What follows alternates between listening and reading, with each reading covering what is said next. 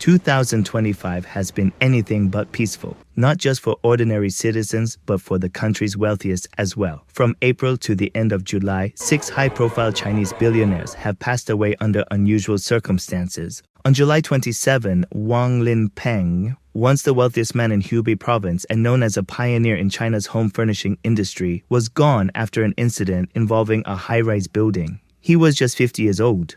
Wang, once dubbed the godfather of home retail in China, had a fortune of approximately $5.1 billion and still appeared on the 2025 Hurun Global Rich List, ranked number 2,188, with an estimated net worth of $1.74 billion.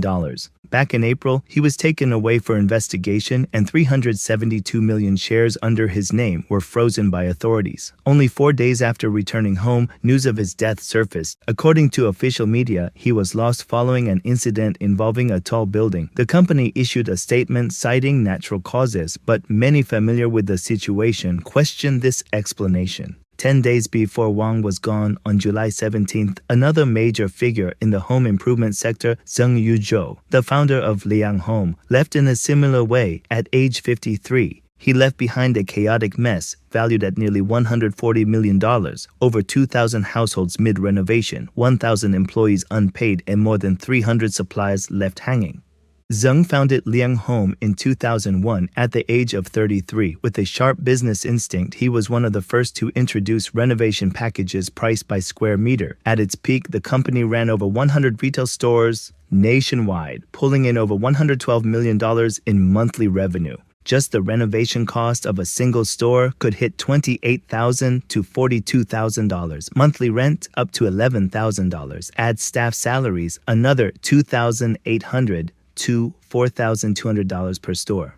With over 100 locations, fixed costs could reach up to $4.2 million every month. Shockingly, just 1 day before the news broke, workers were still hammering away on renovation sites and hosts were live streaming promotions for 688 all-inclusive design packages. No one imagined that only 12 hours later, the company would announce bankruptcy and liquidation. Even more ironic, this once industry giant with a supposed annual revenue of $2.8 billion didn't even own its headquarters. It was renting. Perhaps the most devastated weren't his family, but the homeowners who had already paid for unfinished renovations. One client cried, "You might be gone, but we're the ones left to suffer. I've waited 8 months for the renovation, and now only half the work is done." On July 3rd, Shen Kangming, an employee elected board director of Zhejiang Construction Investment Group, passed away unexpectedly. This position, employee director, is a unique feature of China's political structure. It means the person is nominated by the company's staff to represent their interests on the board with the same decision-making power as any other director. Much like a people's representative under the CCP, always a representative, but never seen with actual voters. Zhejiang Construction Investment is a massive, state-owned, publicly listed firm with assets in the tens of billions of dollars. Just 2 weeks before Shen's passing, on June 20th, the company's former party committee member and deputy GM, Guan Manyu, was officially placed under investigation for serious violations. According to company reports, in the first quarter of 2025 alone, the group generated approximately $2.8 billion in revenue and $31.8 million in profit. On June 2nd, Liu Wenchao, the chairman of CZ Elevator, passed away at age 54. Only 3 days earlier, Liu was seen attending the company's 9th annual Safety Production Month event. There was no public sign of financial trouble or legal issues. Court records do show that CZ was involved in 192 legal disputes, with 80% of them as the plaintiff. Still, the real reason for Liu's passing remains a mystery. On April 17th, Xu Lianjie, the co-founder and CEO of Heng An Group, passed away at age 73. Heng An Group is China's largest manufacturer of women's sanitary napkins and baby diapers. Xu held numerous roles inside the party system, including serving as vice chairman of the All China Federation of Industry and Commerce, whose purpose is to unify and guide private entrepreneurs under the party's leadership. He also headed the local charity association. And in China, when it comes to so-called charitable foundations under the party's control, the biggest recipient is often the party itself. The official announcement said Xu passed away due to medical complications, but offered no further explanation. Just one day before Xu, on April 16th, Bi Guangjun, the founder of Shaoqing Jindianzi Textile Company in Zhejiang Province, passed away at age 56, leaving behind over $56 million in debt. Bi once put everything he had into creating a unique, non-deforming polka dot fabric that made him and his company an instant success. His son, who is on the autism spectrum, designed abstract line art that, when printed on silk, unexpectedly found success in the high-end fashion world. The company had partnerships with buyers in Southeast Asia and the West and boasted over $140 million in annual revenue. Before he was gone, rumors claimed B had fallen victim to an elaborate order scam orchestrated from the Middle East involving fraudulent letters of credit, a banking tool used in cross-border trade. Some say he was scammed out of $56 million.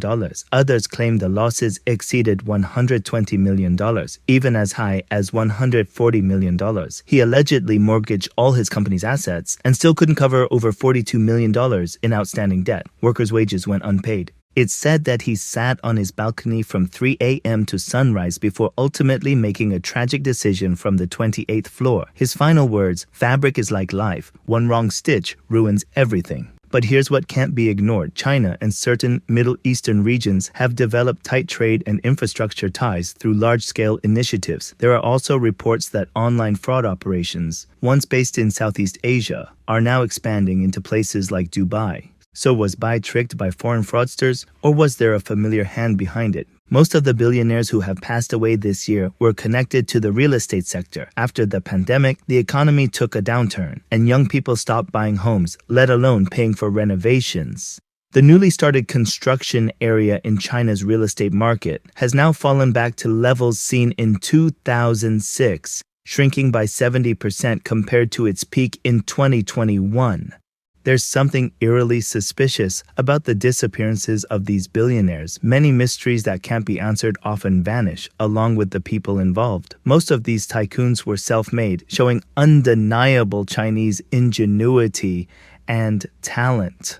But in the CCP's territory, becoming a billionaire without the party's backing is nearly impossible because the party controls everything, from birth and death to wealth and poverty. To rise to the top, the most effective strategy is to act as the CCP's white glove. This term is unique to the CCP system. As we explained recently in the case of the Shaolin CEO crackdown, a white glove is someone who does the party's dirty work in business, making money on its behalf while the party provides the best resources. While in power, white gloves enjoy lavish privileges and wealth beyond imagination. But when their patrons fall, just a few accusations from rivals can strip everything away, and the party then cultivates new white gloves. Historically, when the CCP runs low on funds, it slaughters a fat pig. But now it seems like the party is facing a famine internally. Besides the political monks, the CCP is targeting industries like home furnishing, textiles,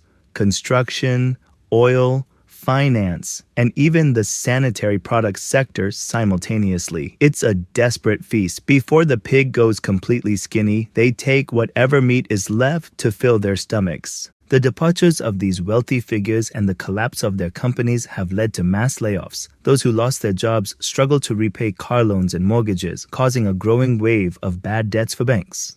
When people's livelihoods are squeezed this tightly, consumer spending shrinks accordingly. Clothing, cosmetics, travel, dining out, even ordering takeout are all cut back.